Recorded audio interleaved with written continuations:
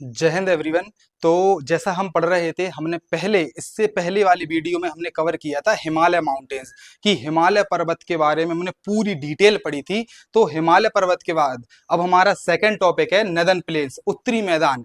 ये चैप्टर आपका 9th class की ज्योग्राफी का सेकंड चैप्टर है जो चल रहा है, ठीक है। तो उसका ये सेकंड टॉपिक है नदर्न प्लेन्स। और ये टॉपिक स्पेसिफिक रूप से भी अगर किसी को इन्फॉर्मेशन के लिए पढ़ना है तो उन लोगों के लिए भी वीडियो बहुत इंपॉर्टेंट है, क्योंकि इस वीडियो में नदर्न प्लेन्स कंप्लीट किए जाएंगे पूरी तरह से। नदर्न प्लेन्स को हम इस चैप्टर में पढ़ेंगे, ठीक है। तो ये है हमारा टॉपिक नदर्न प्लेन्स, उत्तरी मैदान। तो पहली चीज, तो सबसे पहले हमने ये पढ़ा कि इस टॉपिक में, इससे पहले वाली वीडियो में, कि हिमालय माउंटेन रेंज के बारे में ये तीन पैरेलल रेंजेस हैं और उसमें भी बहुत सारे डिवीजन्स हैं नदियों के द्वारा, अलग अलग माउंटेन पीक है, अलग अलग रेंजेस हैं। उसके बाद जस्ट नीचे आप इस मैप में देख सकते हैं कि हिमालय पर्वत हमने यहाँ पे पढ़ा था और उसके जस्ट नीचे शिवालिक के फुट हिल्स पर जो एरिया है वो कहलाता है उत्तरी मैदान। उत्तरी मैदान मतलब भारत के उत्तर में स्थित जो मैदान है, इसके बारे में हमें पढ़ना है। तो सबसे पहले हम स्टार्ट करते हैं, ये मैदान है कहाँ। पहली चीज तो भारत के उत्तर में स्थित है, इसीलिए हम कहते हैं इसे उत्तरी भारत का मैदान, ठीक है। मैदान एरिया, मैदान है मतलब यहीं पर सबसे ज्यादा लोग रहते हैं, क्योंकि मैदान फ्लैट एरिया पर ही ज्यादातर लोग रहना पसंद करते हैं, ठीक है। तो भारत के इस हिस्से में जब हम पढ़ रहे हैं, चैप्टर का ही नाम है physical features of India, Bharat का भौतिक स्वरूप, तो हम ये देखेंगे ये जो एरिया है भारत का, यहां पर ही केवल पूरे देश में मैदान पाए जाते हैं। तो ये मैदान बने कैसे, तो alluvial deposit by the reverse. तो पूरे इस मैदान में तीन नदियों की सबसे बड़ी भूमिका है। जैसे मान के चलिए एक माउंटेन है, माउंटेन जब ये हिमालय पर्वत बना था तो आपको बताया था कि हिमालय पर्वत प्लेट टेक्टोनिक थ्योरी से प्लेटें टकराई थी जिसके कारण बना था ये। तो उसके बाद यहाँ एक बहुत ही बड़ा डिप्रेशन, डिप्रेशन मतलब होता है गड्ढा, गड्ढा बन जाता है हिमालय के इस प्रकार बनने से। तो यहाँ पर इस मैदानी क्षेत्र में बहुत ही ज्यादा गड्ढा टाइप का बन जाता है। फिर यहां से तीन प्रमुख नदियां, इंडस, यहां से गंगा और इस तरह से ब्रह्मपुत्र, ये तीन नदियां जब इस एरिया से बहती हैं तो अपने साथ कंकड़, मिट्टी, पत्थर, सारी चीजें लाती हैं और इस मैदान में जमा कर देती हैं, जिस वजह से ये पूरा एरिया फ्लैट हो जाता है। तो हम कहते हैं कि उत्तर भारत का मैदान किसकी वजह से बना है, हमारी तीन नदियों की वजह से, इंडस, गंगा और ब्रह्मपुत्र। इसे सिंधु नदी कहते हैं, ये गंगा और ब्रह्मपुत्र नदी, इन तीनों नदियों के एलुवियल डिपॉजिट की वजह से ये मैदान बना हुआ है। तो पहला आपका यहाँ पे टॉपिक क्लियर होता है कि कहाँ है और कैसे बना। अब हम आगे देखेंगे ये कितना बड़ा है। तो भारत के उत्तर में जो मैदान है ये पूरा 7 लाख वर्ग kilometre square, 7 lakh square kilometre में ये पूरा फैला हुआ है। मतलब यहां से लेकर पूरा एरिया 7 लाख किलोमीटर स्क्वायर। अच्छा, आपसे एक कॉमन क्वेश्चन है, आप कमेंट बॉक्स में आंसर लिखना कि भारत का 7 लाख किलोमीटर में तो ये अकेला मैदान है, तो पूरे भारत का एरिया कितना है। ओके, अब देखते हैं हम ये जो 7 लाख किलोमीटर स्क्वायर में ये मैदान फैला हुआ है, ये कितना लंबा है। यहां से लेकर पूरा आपको यहां तक 2400 किलोमीटर लंबा है। एनसीईआरटी कहती है कि आपका ये मैदान है यहाँ 2400 किलोमीटर लंबा है, और हमने पढ़ा था शायद इतना ही लंबा हमारा हिमालयन रेंज भी थी। अब ये 240 से 320 किलोमीटर तक चौड़ा है, ऊपर से नीचे कहीं देखें, कहीं 240 से 320, एवरेज इतना ही चौड़ा है। अब हम देखते हैं ये जो एरिया है, ये यहाँ पर कौन कौन से राज्य देखने को मिलते हैं हमें। तो यहाँ पर आपको देखने को मिलेगा पंजाब, उत्तर प्रदेश, हरियाणा, राजस्थान, थोड़ा सा मध्य प्रदेश, बिहार, झारखंड, पश्चिम बंगाल, असम, ये बहुत सारे राज्य नॉर्थ इंडिया के यहाँ कवर होते हैं।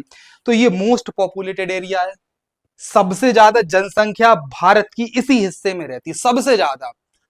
अगर पूरी बात करें पूरे भारत में की जनसंख्या एक तरफ और इस हिस्से की जनसंख्या एक तरफ, क्योंकि ये मैदानी क्षेत्र है और बाकी क्षेत्र यहाँ प्लेट्यू है, पठार है, यहाँ पर पहाड़ पर्वत है, तो लोग वहां ज्यादा नहीं रहते हैं।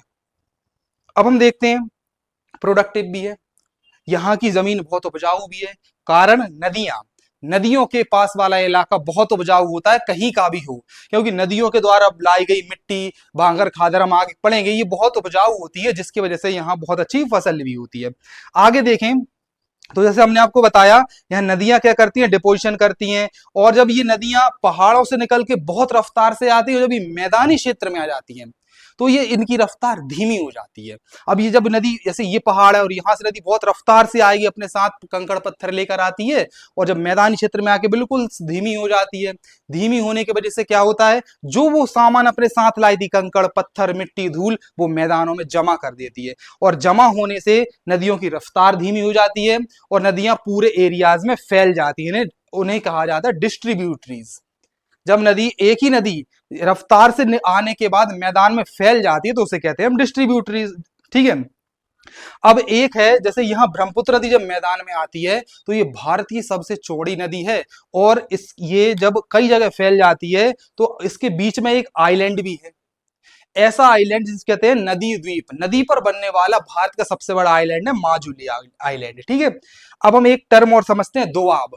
दोआब क्या होता है? दोआब दो वर्ड से मिलकर बना है। दो मतलब टू, आब मतलब पानी। दोआब मतलब दो नदियों के बीच की भूमि, दो नदियों के बीच में जो जमीन है उसे हम कहते हैं दोआब। ठीक है। एग्जाम्पल है पंजाब। अब पंजाब का क्या मीनिंग होगा? 5 नदियों के बीच की भूमि, ऐसी जमीन जहां से 5 नदियां निकलती हैं, इसीलिए उस जगह का नाम है पंजाब। आगे हम देखते हैं तो हमने पूरे मैदान को, यहां से लेकर यहां तक पूरे मैदान को 3 बराबर भागों में डिस्ट्रीब्यूट किया हुआ है। ठीक है। मतलब 3, पूरे मैदान की स्टडी जब हम करते हैं तो 3 अलग अलग भागों में करते हैं। पहला हमारा पश्चिमी मैदान, वेस्टर्न प्लेन्स, फिर ये मध्य सेंट्रल प्लेन्स कहलाते हैं और ईस्टर्न प्लेन्स कहलाते हैं। मतलब सबसे पश्चिम में जो मैदान है, राजस्थान और पंजाब वाले एरिया में जो मैदान है ना, उसे कहते हैं हम पंजाब प्लेन्स। और इसी एरिया में आपने देखा होगा, जैसे ये जो पंजाब प्लेन्स कहला रहा है, यही इंडस रिवर है, उसकी बहुत सारी ट्रिब्यूटरीज भी हैं, इसीलिए इसे पंजाब का मैदान कहते हैं। और किससे बना है? इंडस और उसकी सहायक नदियों से बना है। बीच का जो मैदान है, ये वाला मैदान, इसे कहते हैं हम गंगा प्लेन्स। ऑब्वियसली यहाँ गंगा नदी है तो गंगा के मैदान ये इसे कहा जाता है। यहाँ पर आपको हरियाणा, दिल्ली, उत्तर प्रदेश, बिहार जैसे राज्य देखने को मिलते हैं। ठीक है। और गंगा नदी है, गंगा की सहायक नदी घाघरा, गंडक, कोसी और यमुना, बहुत सारी नदियां हैं जिनकी वजह से ये मैदान बना हुआ है। लास्ट में हमारा है ब्रह्मपुत्र का मैदान। लास्ट कौन सा है? ब्रह्मपुत्र का मैदान। तो असम वाले एरिया में पड़ता है ये पूरा, तो ये पूरा ब्रह्मपुत्र का मैदान है। तो यहां पर हमने पूरे मैदान को पढ़ा। मैदान को पढ़ने के बाद उसका 3 सेक्शन में डिस्ट्रीब्यूशन पढ़ा, कितना लंबा है, कितना चौड़ा है, कितने किलोमीटर स्क्वायर फैला है, और मेजर किन नदियों से बना है। तो यहां ये बहुत इंपॉर्टेंट टॉपिक था। तो चलिए आगे बढ़ते हैं इस टॉपिक में। हमने अभी उत्तर भारत के मैदानों को पढ़ा कि मैदान कितने किलोमीटर लंबे हैं, कहाँ हैं, कैसे हैं, कितने भागों में डिवाइड किया।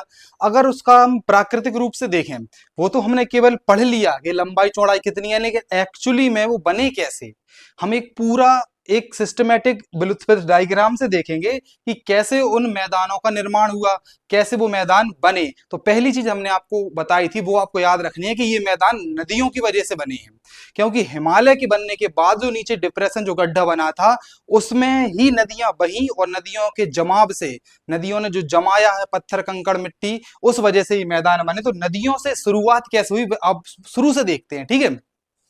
जैसे मान के चलिए हिमालय पर्वत है, 3 पैरेलल रेंजेस बताई थी आपको। तो हिमालय पर्वत से अगर कोई नदी यहां से निकलती है, इमेजिन करना है, बिल्कुल आपको इमेजिन करेंगे तो आपको बहुत अच्छे से समझ में आएगा। अगर कोई नदी यहां से निकलती है तो अब आप खुद बताइए कि वो कितनी स्पीड से आएगी, क्योंकि वो स्लोप पे से आ रही है।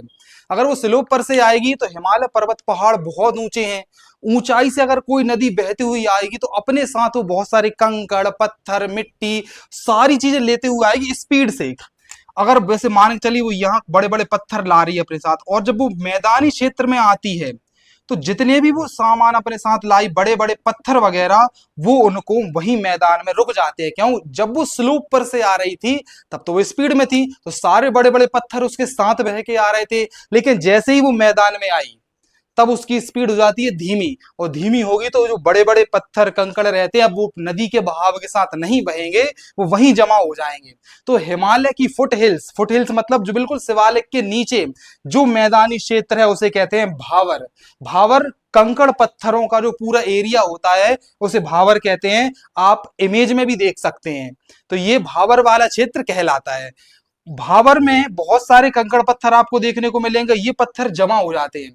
अब एक कॉमन सी चीज सोचिए कि यदि कोई नदी बह के आई, अपने साथ बड़े बड़े पत्थर लाई और पत्थर जमा हुआ है, पानी तो वहां से कंटिन्यू आएगा।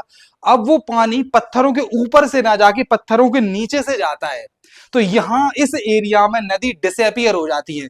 8 से 16 किलोमीटर का एरिया जो रहता है भाबर का, यहाँ नदियां गायब हो जाती है, गायब नहीं होती मतलब वो पत्थरों के नीचे बह रही होती हैं। जैसे गंगा नदी निकलती है, हमें ऋषिकेश या उससे पहले वाले कुछ शहर है वहां देखने को नदी देखने को नहीं मिलती, वो नदी इन्हीं पत्थरों के नीचे से बह रही होती है। आगे चल के कुछ में जब वो और मैदानी क्षेत्र में आती है, मतलब उत्तराखंड से और नीचे आई, और नीचे उत्तर प्रदेश वाले क्षेत्र में जब वो आती है बिल्कुल मैदानी, तो उस वाले एरिया को कहते हैं तराई, जहां पर नदी दिखने लगती है। मतलब जहां पर आपको दलदली क्षेत्र नजर आएगा, घास नजर आएगी, पानी के तालाब नजर आने लगेंगे, तो वो तराई क्षेत्र कहलाता है। और वहीं से जब नदियां आगे बढ़ती हैं, आगे बढ़ती हैं, तो मैदानी क्षेत्र में जब वो आती हैं, और कोई नदी अगर बह रही होती है, तो नदियों के आसपास वाली जो मिट्टी होती है उसे कहते हैं जलोढ़ मिट्टी। बहुत अच्छे से इस चीज को याद रखना, आगे आने वाले चैप्टर्स में हम पढ़ेंगे मिट्टियों के बारे में भी डिटेल से। बस आप इतना याद रखना कि नदियों के द्वारा बहा के लाई गई मिट्टी को कहते हैं जलोढ़ मिट्टी। अब वो भी दो प्रकार की होती है, भांगर और खादर। भांगर और खादर ये कैसी होती है, जैसे कोई नदी है और नदी के किनारों पर, अभी वर्तमान में नदी के किनारों पर जो मिट्टी पाई जाती है बिल्कुल नदी के पास में, उसे कहते हैं खादर। और ये बहुत ज्यादा उपजाऊ होती है, क्यों, अभी नदी के पास है ना इसलिए। और कोई नदी भांगर, ये इसे ओल्ड एलुवियल भी कहते हैं, और ये नदियों से दूर पाई जाती है, कम उपजाऊ होती है, इसीलिए इसे भांगर कहते हैं। भांगर से आप कैसे याद रखेंगे, भंगार, भंगार मतलब पुराना सामान, तो इसे ओल्ड एलुवियल भी कहते हैं, पुरानी जलोढ़। तो ये नदियों के द्वारा बनाए गए एरिया है। जैसे नदी यहां से निकलेगी, पहले भावर वाला एरिया बनाती है वो पहला, दूसरा तराई वाला क्षेत्र, और तीसरा जलोढ़ मिट्टी वाला। तो जलोढ़ को भी हम दो प्रकार से पढ़ते हैं, खादर और भांगर। नदियों के पास वाली कहलाती है खादर, और नदियों से दूर वाली कहलाती है भांगर। तो ये सारी चीजें हमें मैदानी क्षेत्र में देखने को मिलती हैं, और उत्तर भारत में ये देखने को मिलती हैं। तराई क्षेत्र आपने देख लिया, आप इमेज में भी देख सकते हैं कि तराई क्षेत्र कैसा होता है। उसके बाद भांगर और खादर तो हम जानते ही हैं। तो ये सारा हमारा इसी नदन प्लेन्स का हिस्सा था, और ये ऐसे ही उत्तर भारत के मैदान बनते हैं। Thank you.